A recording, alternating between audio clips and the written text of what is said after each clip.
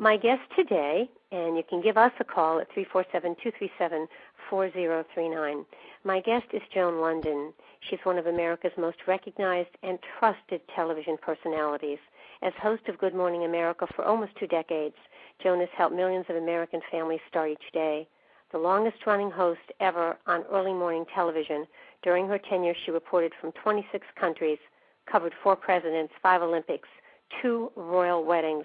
An award-winning television journalist, best-selling author, motivational speaker, entrepreneur, and mother of 7, Joan Lunden defines today's working mother. We're going to talk today about Camp Reveille, a special camp in Maine that she created for women. Welcome, Joan Lunden. It is an honor and a pleasure to have you on Positive Living. Oh, how wonderful. Well, thank you for being on the program. We really appreciate it. Oh, it's my pleasure. Thank you. Well, I mean, just reading your bio, it's just amazing all of the things that you've done. You've traveled all over the world while hosting Good Morning America, and you've done so many things, and now you have created a special camp for women called Camp Reveille. Did I pronounce that correctly? It's Reveille. You know the song, da-da-da-da-da-da-da-da. It's a wake-up call, and that's what I want camp to be, is a wake-up call for your life. All right. And tell us about it. It's a unique summer camp for women in Maine. You know, I started going to Maine about 12 years ago when I married my husband, Jeff Koenigsberg, and he has several summer camps up in Maine for children. So we have a home right next to one of those camps, and every summer I would be there, and I would come back in September, and I would be reinvigorated. I would have, climbed mountains, and you're kind of back with nature. You're on a beautiful lake. I played tennis. I went water skiing. I went on the climbing wall, and I would come back and I would say, boy, I have to figure out how to bottle that and sell it, Like, you did. I almost feel guilty that I have this. Yeah. And, I'm all over the country all the time talking to women's groups, and I've been a women's advocate, a health advocate for years. I work on many different initiatives with the American Heart Association and many others. And I've written many books, healthy cooking, healthy living, growing up healthy. And I looked at my husband one day and I said, here I am, a health advocate for women, and this summer camp closes down mid-August, and we have the 4 nicest weekends of the year. Mm-hmm. I mean, I'm missing something here. So 3 years ago, we did it. What is it women do? Do they have classes and aerobics and yoga? Are there also personal growth workshops, Joan? Do you teach a workshop there?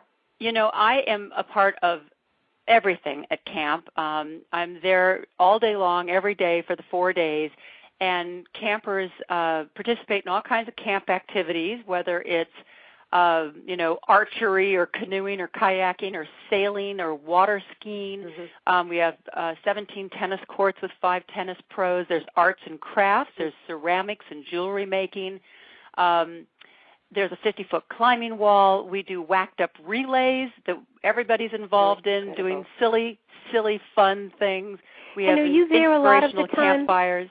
Are you there with the women a lot of the time? I mean, I know all you the time. A lot, but you're traveling too in the throughout the year. I mean, but when I have Reveille, when I do camp, I am there all the time with the women. Exciting. I lead the whole program. Oh, you must really love it. Just love it. It's my passion, and it's such a fun. It's a huge undertaking. I mean, we have about 150 women from all over the country, 17 states and Canada, and they range in age from 25 to 75. Lots of moms and daughters, lots of friends. Many of them come. They went to college together and haven't seen each other in years.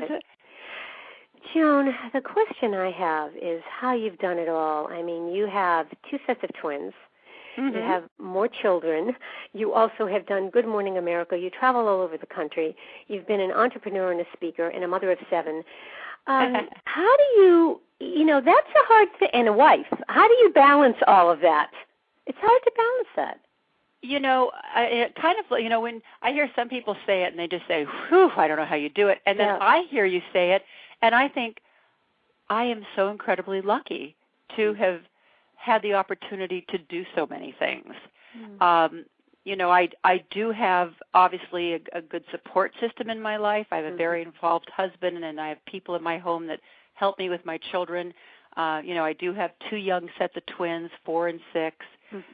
They are quite a little rambunctious crew. And my older girls are 21, 25, and 28, and I'm still incredibly involved in their lives, moving 2 of them into an apartment tomorrow in New York City.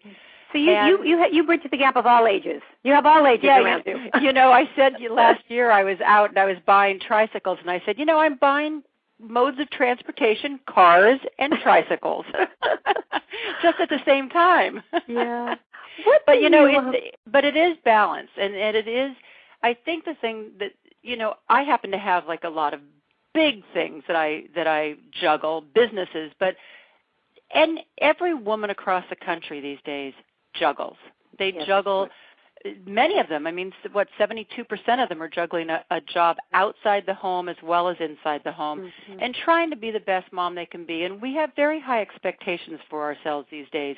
We feel that our kids have to be in probably way too many classes, and just trying to stimulate them and educate them in every way possible. And it really does stress women out. And the thing that goes is themselves. They don't take care of themselves. And what do you hear from women that come to camp? What's their number one complaint, and what is it that you help them to do? Is it rejuvenate? Is it say, okay, time for me? Yes.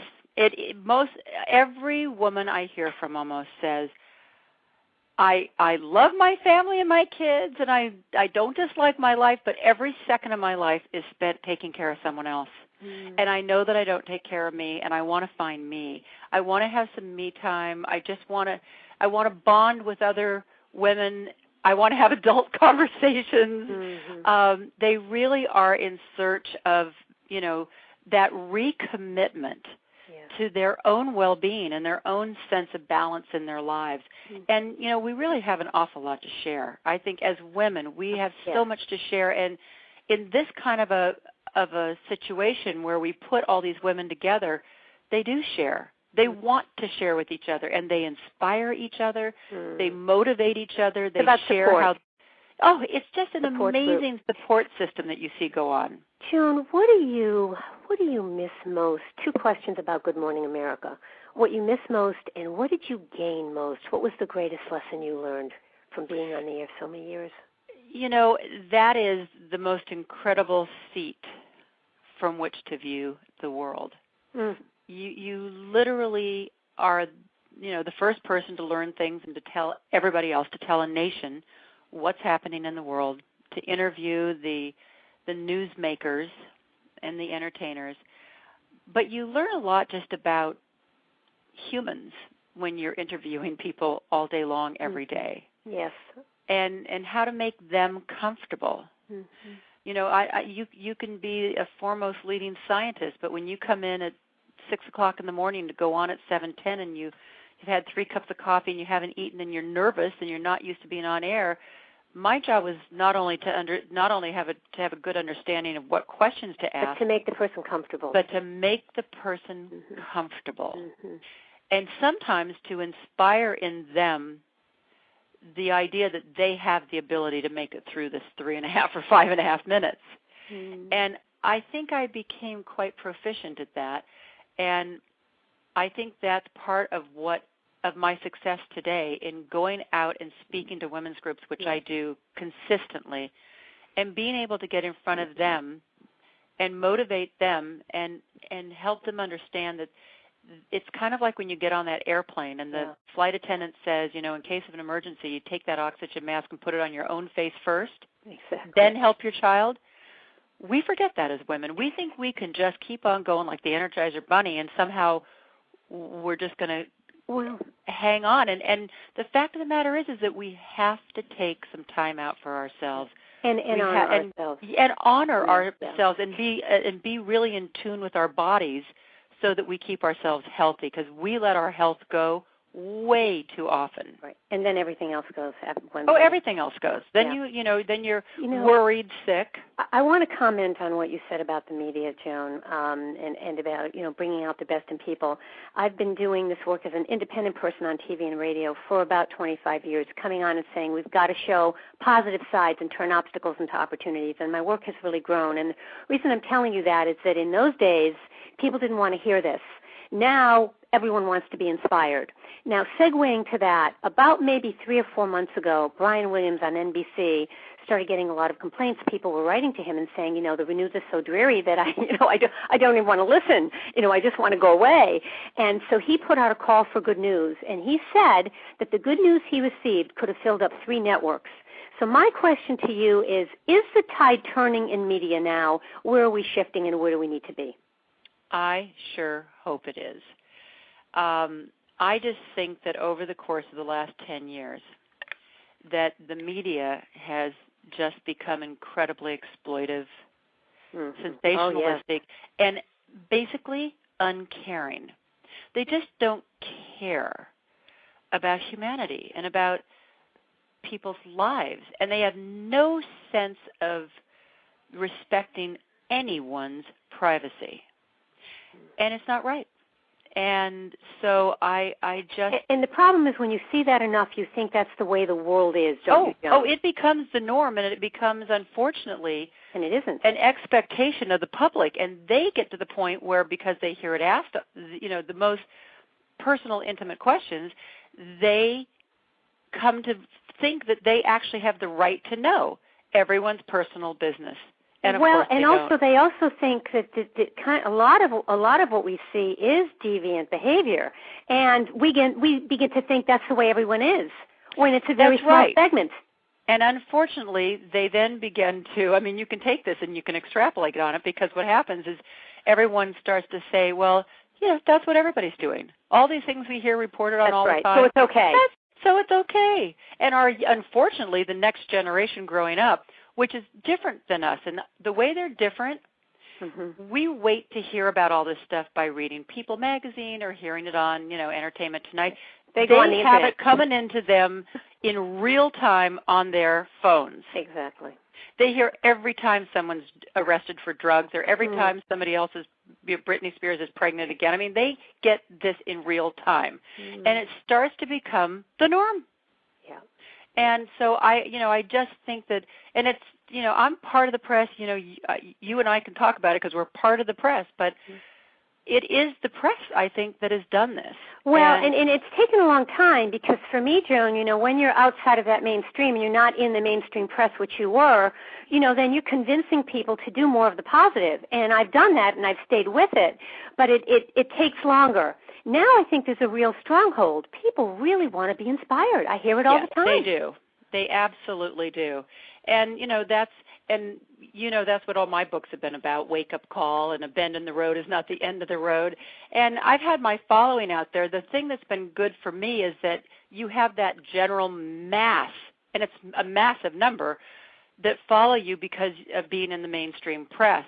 And the wonderful part, it's almost like you leave that and you have this huge chit to play, because you have these people who have come to be your friends, and they've, for me, they were with me at a very intimate time of day, from 7 to 9 in the morning.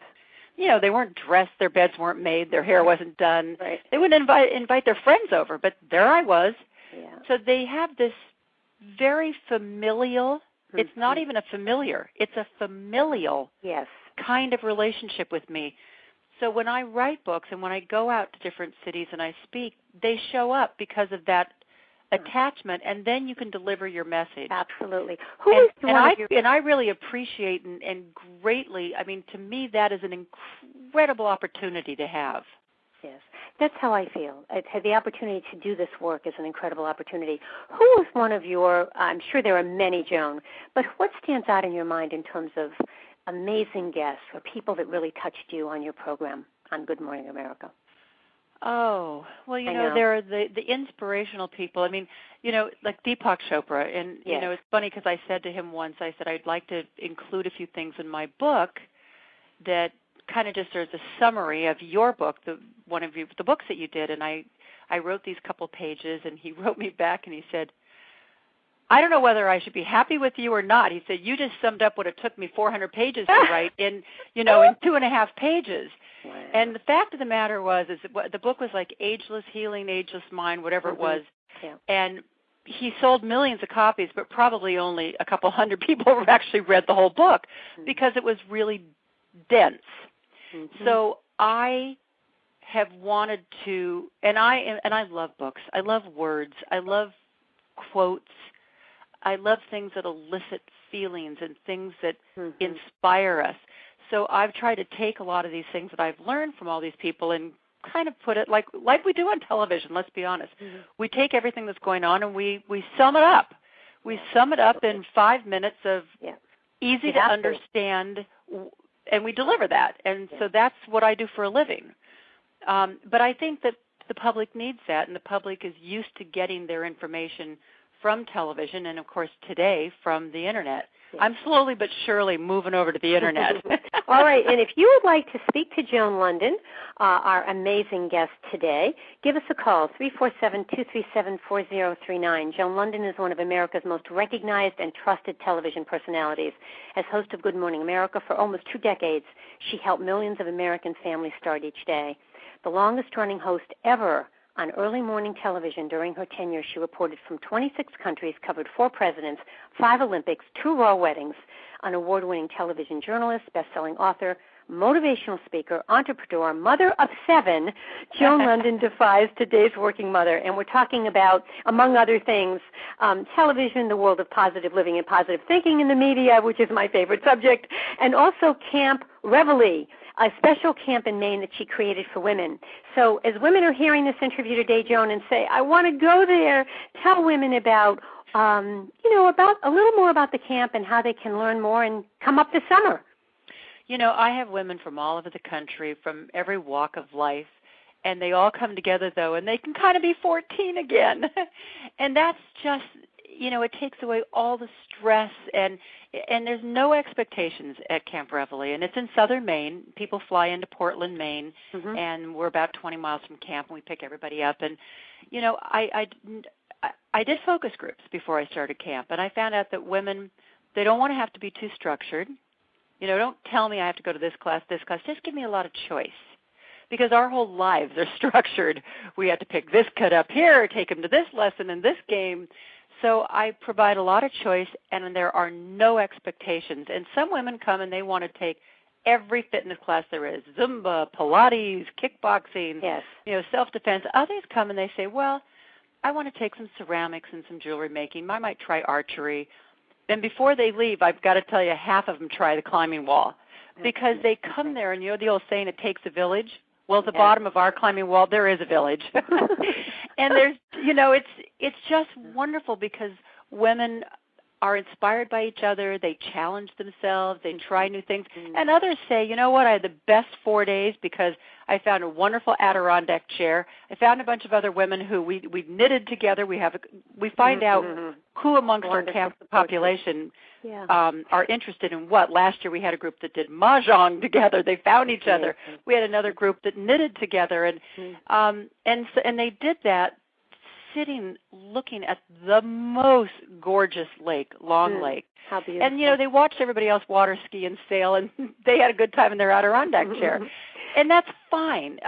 This is supposed to be a wake-up call, and it might just be to just be able to take a respite and renew yourself and slow down to the speed of life for a few days. All right. Question for you. Now, you're talking about all these amazing things that have happened in your life and in other women's lives that you have helped to transform through your books and through your talks and as a role model and through the programs and through the Camp Reveille. Now, Joan, I'm sure that at some point in your life you've had difficult times. My question to you is, A, how you've gotten through them, the process, and what you say to women who come to you and say, Joan, I'm out of a job, or my husband just left me, or I'm in a bad relationship, or, I just, life is falling apart around me. Advice, Joan. We had a stage manager on Good Morning America, and every now and then, if Charlie Gibson and I would be in a bad mood, she would come over to us and she would look at us and say, you can start this morning over at any time you'd like. And it's so true. And I remember I read a book once by Jonathan Kabat-Zinn. Yes. And it's called Wherever You Go, You Are. There You Are. And what it really means is that we all view life through our glasses, and our glasses are made up of all the events that have happened and all the resentments and anything else that we carry around with us. And we can all arrive at the same situation and all look at it and see it differently and be affected by it differently emotionally. And I learned so much by reading things like that that basically say you can decide to let go of the emotions of the past and decide to put a smile on your face and walk out and not let it bother you. And some people hear that and they say, what are you talking about? And I go, stuff happens to us. And I said, no, it really doesn't. It happens, but you have the choice in how you're going to react. Have you and if you want to walk around unhappy about a marriage or about losing a job or about breaking up a boyfriend, go ahead and give yourself a defined period of time to wallow in that, and then decide that you're not going to let it affect you anymore. Have you done that? Have you been through that in your life? Oh, yes, as you can tell. And, I mean, look, we all, sometimes are harder than others to be able to really put that into action. But if we really, truly embrace the concept that it is our choice, happiness is our choice. And it's something that has to be worked at like anything else you practice in life.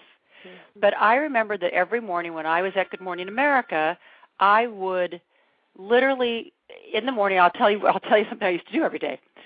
I would go and close the door of my dressing room right before walking in the studio, and I'd get down on the floor and I would do like 20 sit-ups.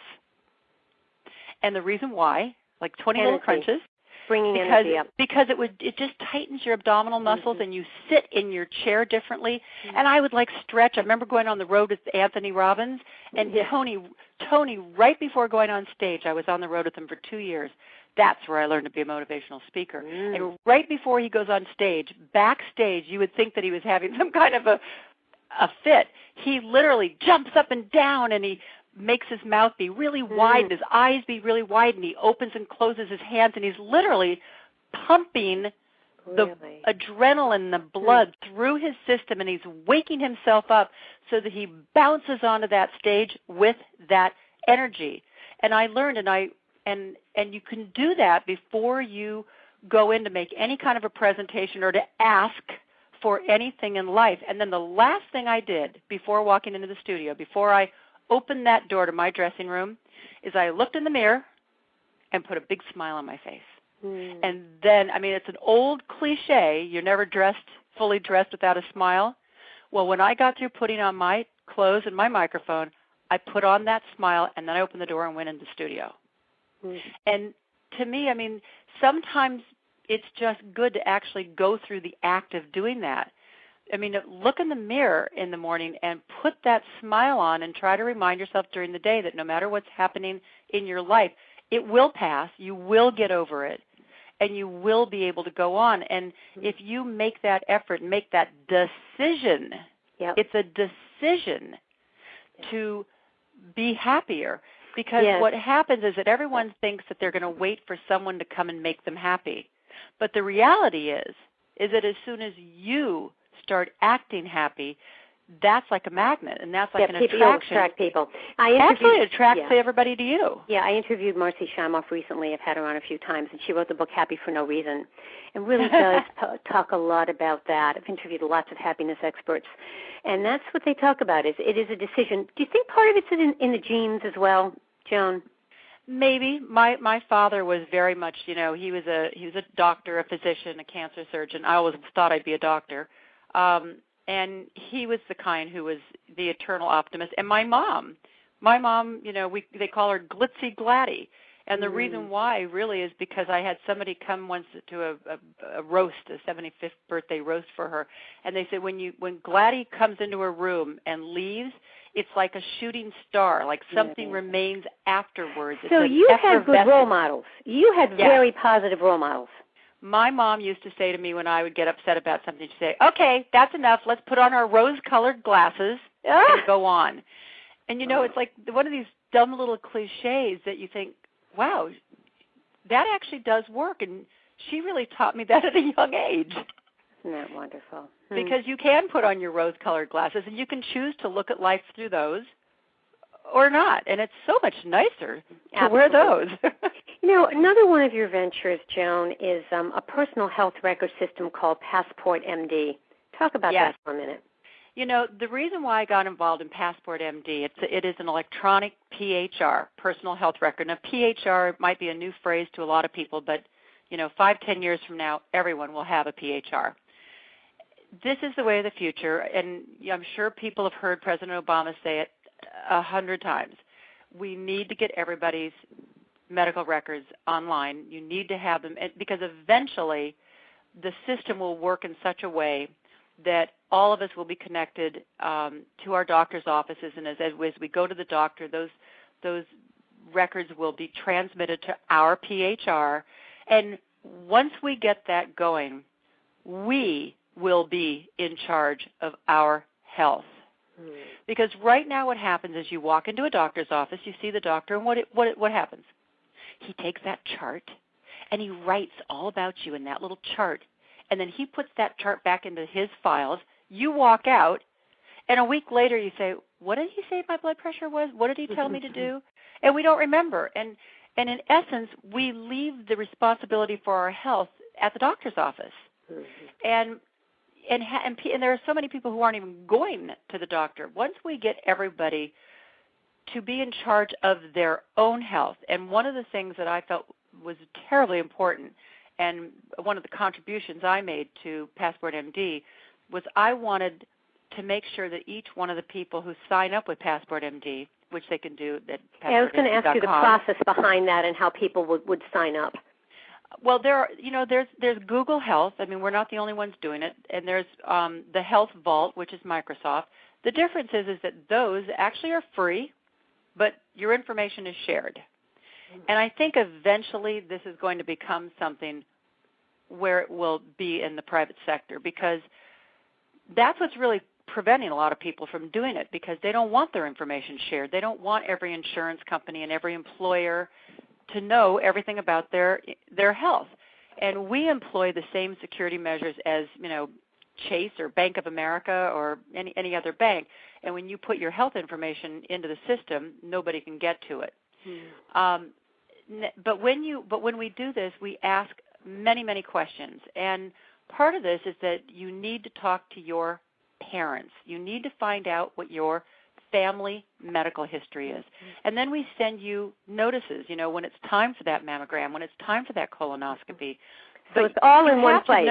It's all in one place, and it's accessible 24/7 from anywhere in the world, password protected. So if you're in Europe or you're on a cruise, or your parents are out on a cruise and they have a health emergency, immediately the first responders can find out whether they've had a heart attack, what medications they're on, what kind of tests they've had. It's really amazing. For people as they age, with dementia. I mean, this is a great thing. Well, I have my mom on it, but, interestingly, you bring up something that my mom doesn't understand anything about the Internet. So we also download the information onto a little ISB device, and that's what the assisted living place has for my mom. So she's put in the back of an ambulance, and she's going to the hospital. They have that. They can plug it right in, and they immediately know, because when you're 90 years old, you can't always verbally give the answers to the first responders' questions. So eventually, this will be the way. The first responders have told me that this is the difference between life and death. Yeah, it'll be the way of the future. The way it will be the way of the now. future. I'm kind of in on it on the ground floor. But again, this is. It's the kid who always wanted to be a doctor, Patricia. And I never did become a doctor, but these are all ways you can make a contribution. Absolutely. And that's my way of helping to keep other people healthy. Wonderful? Joan, do you have a few minutes to stay on a little bit longer? Can you share a little more with us? Sure. Okay. That would be wonderful. It's so enjoyable. We're not taking a break today. We're just going to continue talking to my really world-renowned and amazing woman, Joan Lunden, who is one of America's most respected, recognized, and trusted television personalities. And you created this camp for women called Camp Reveille in Maine, and you talk about a typical day in the camp. Joan, what is a typical day for Joan Lunden? I know it's different from what it used to be on Good Morning America, but what is it now? Well, I now have a production company, and when you've been on the air and something is visible, as Good Morning America, I just have so many things come to me. It's really a luxury and a privilege in life. One that I only had to get up 2 decades at 3:34. Yes. But I do many, many, many different things. I work on 2 different shows. I have a show on Lifetime every Sunday morning at 9:30 called Health Corner. Obviously, once again, women's wellness. And I also do a show for DirecTV called Hometown Heroes. Ironically, it's also on Sunday mornings at 9 a.m. and again at 12 and again at 3 because that's the way DirecTV is. Talk about positive living. It's all about being positive. Exactly, because Hometown Heroes is a show that shines the light on ordinary people that do extraordinary things and make a difference in their community or in the world. So, you can see the kinds of programs. I do a number of specials every year. Last year I did a special called America's Invisible Children, and it's all about homeless children in America. We won an Emmy for that this last year. And I work on a number of different other initiatives. My husband and I invented something called KinderCord. And we had a lot of little kids running around, and we didn't want to use a leash. But we just looked at each other and said, all right, so then how do you keep them from running out in the street? How do you keep them safe going from the mall to the parking to your car in the parking lot? If something doesn't exist out there that people want to use, then let's come up with it. So we came up with something called KinderCord. We've had it patented and designed and developed, and we manufacture it now overseas, and we sell it in Babies R Us all around the country. And what does it look like, Joan? It's like it looks like you're wearing a Swatch watch or like a Nike band, but instead of the watch, it has a little cord that comes out that is retractable, and your child also wears one. We are actually just partnering with Disney on this to be made into all kinds of little, Disney character bands for the kids. And when you want to be using it, you take the 2 little cords and you hook them together with this little hook that cannot come apart, and the kids can't get it undone. And then you can be around. It gives them a little leeway. It can be 1, 2, or 3 feet long. So if you're going through the checkout and you don't want them to be, pulling everything out of the impulse buy place, you can keep them a foot away. And if you're at the zoo or at an amusement park, you can let them be 3 feet away so they can have a little bit of leeway, but not. And you don't lose them, Joan. But you don't lose them. Having been a mother of twins, you have different age groups of children in their 20s, and you have your small children. You're the mother of 7. Okay, what is your advice to parents today? Parents are so worried about kids getting into alcohol and drugs and bad relationships and, sex too early. I mean, you hear this all the time. What's your advice, Joan? Start talking early.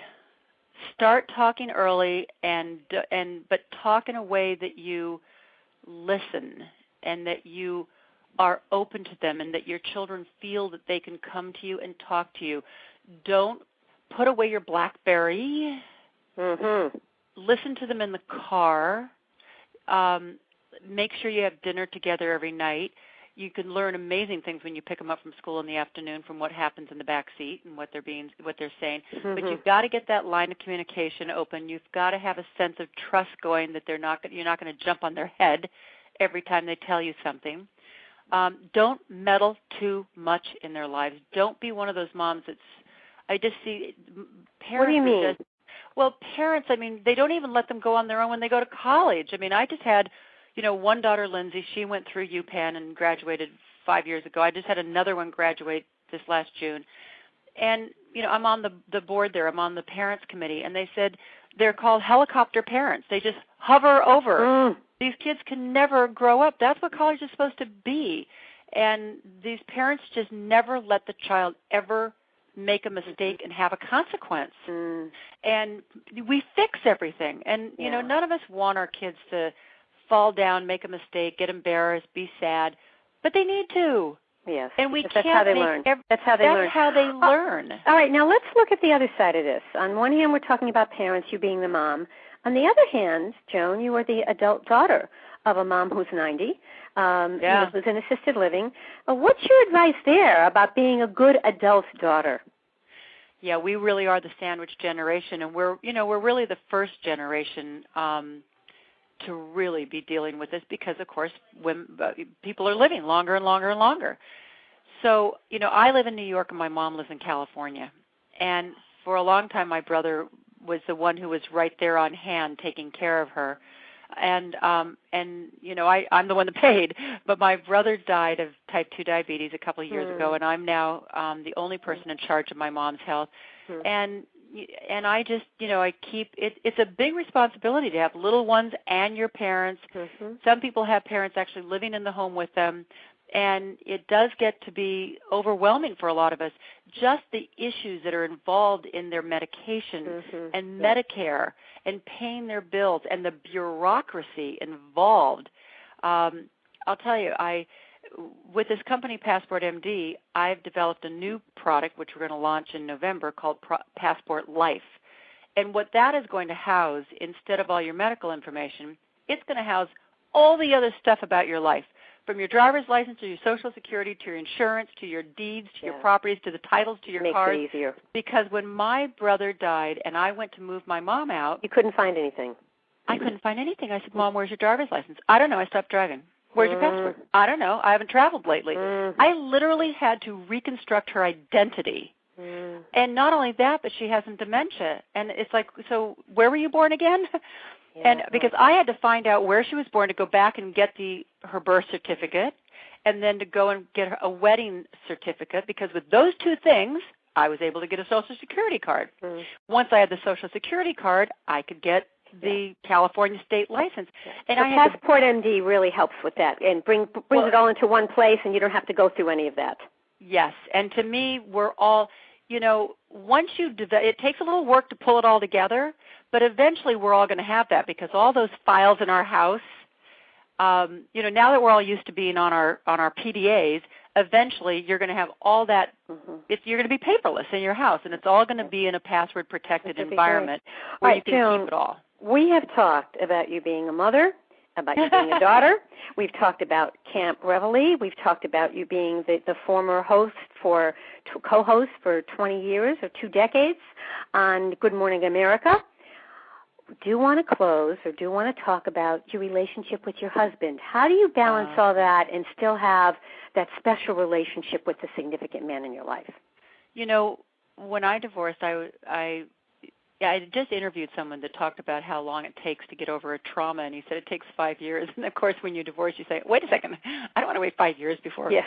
But it does. But it does. Time. It really does. And I don't even think I dated practically for 5 years. But when I did decide to get married again, I wanted to make sure that I chose a person for the right reasons. Not because they could take care of me or anything, but because I want to be able to wake up every day and say, God, I'm glad I'm waking up next to him. And he's truly a friend. He is the best supporter I could ever ask for. I mean, he admires me for what I do. I admire him for what he does. He runs summer camps for children. He is the calm in the center of a storm. The patience the man has is incredible. And he really, really affects the lives of young people and helps to mold them into compassionate and young individuals that respect each other's privacy and respects adults and respects the women in camp who are the counselors. That's important to him. And he's just a wonderful partner in life. The fact that we're working together now in Camp Reveille, because, he's my back of the house. I developed the program and I recruit the women and I lead camp and have a great time with the women, but he's the one that makes sure that there are clean towels in their room. Yeah. Isn't that wonderful, that partnership? You do different things. Yeah, and it's been really fun. Yeah, you've had friends over the years, many I'm sure, who've been through divorce and been through difficult relationships, and you've been through that yourself. You have a wonderful relationship. Why is the divorce rate so high? What are we doing that's not right, and what does it take? Well, first of all, I think people sometimes jump into marriage and they marry for the wrong reasons, so that they don't ultimately end up with a person that they really enjoy being with and respect, and therefore it's just going to ultimately fail. So picking the right person is really important. I've had people say, well, did you really want to get married and have kids again? And I said, something? I was always being set up with people who were these big power people, power guys. Yeah. I was bored to tears. Really? That's not what I wanted to do.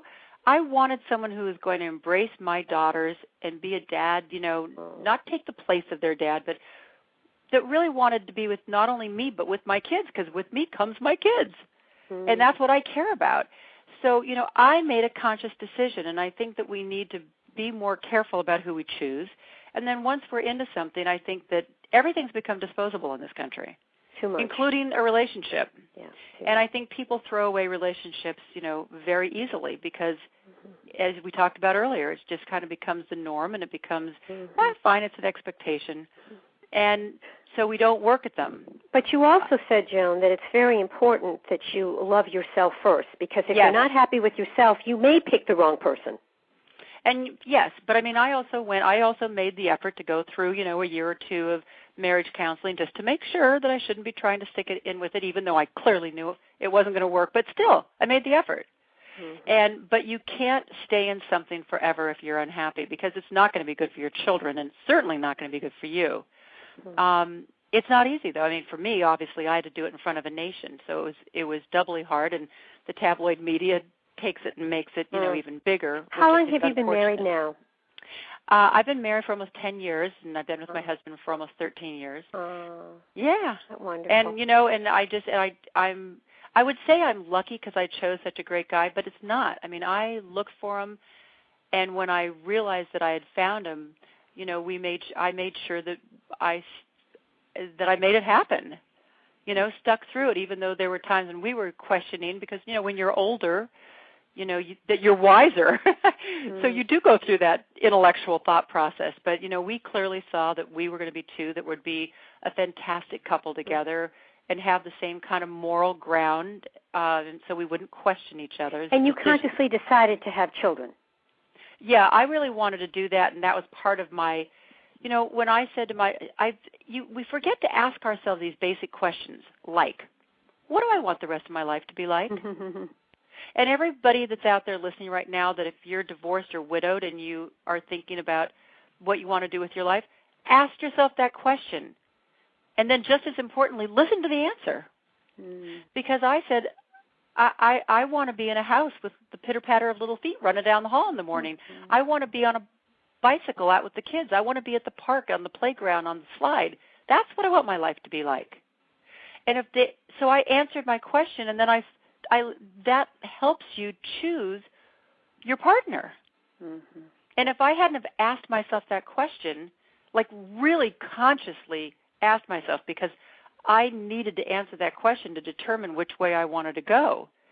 And I chose the family life. I chose the family guy. And he agreed with you, which was wonderful. That's the other thing, is the same values, correct? That's very important. Absolutely. And that's why you're talking to me today, and you hear somebody who's so happy and who is so satisfied with my life, because I chose this lifestyle. And, sometimes I think even when people are married, they might even stay together and be happier if they would talk about these things. Half of America isn't talking to each other. Yeah. And they might be living in relationships that aren't happy because they're afraid to leave. We know that as well. Or they just aren't talking to their partner, and if they ever really opened up and talked and said, this is why we're not talking, this is why we're not happy, because I'd like there to be this, this, this, and this in my life. How about you? And, if you ever really talked about it, maybe both of you would like that, but you're never going to know unless you talk about it.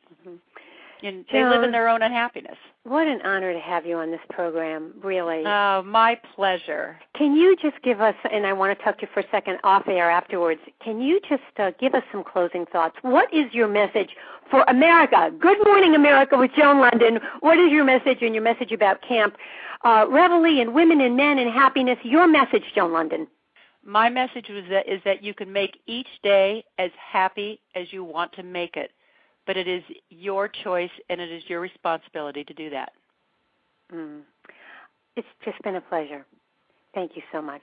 My pleasure, too. Thanks. Yes, if you can just stay on for a minute. Sure. My guest has been Joan Lunden. She's one of America's most recognized and trusted television personalities. As host of Good Morning America for almost 2 decades, Joan has helped millions of American families start each day. And the list goes on about all the reporting that she's done over the years. She's a best-selling author, motivational speaker, entrepreneur, mother of 7, and really defines today's working mother.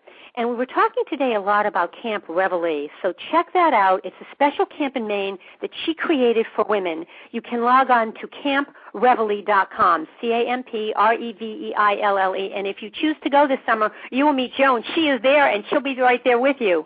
So do log on to that website.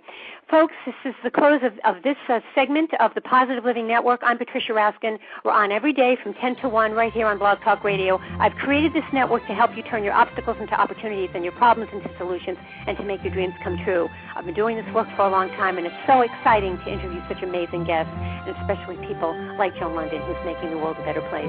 Until tomorrow, stay healthy, stay happy, get the support you need, and know you can make your dreams come true. I love you all. Bye for now. I'm Patricia Raskin.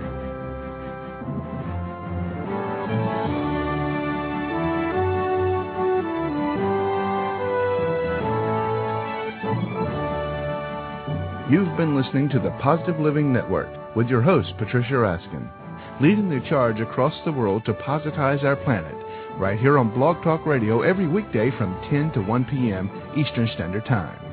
Make an appointment right now for a lifestyle destination radio network exclusively dedicated to positizing our world. Radio network exclusively dedicated to positizing our world. Radio network exclusively dedicated to positizing our world.